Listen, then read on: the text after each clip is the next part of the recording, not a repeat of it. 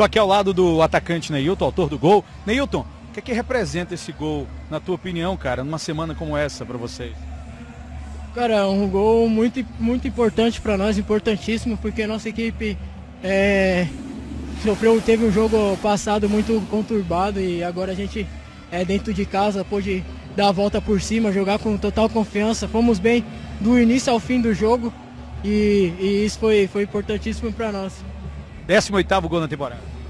Graças a Deus, eu glorifico o nome do Senhor, porque vem trabalhando forte para isso, para poder estar ajudando a minha equipe da melhor maneira possível. Aí o Neilton falando com a gente, volto contigo, Rainan.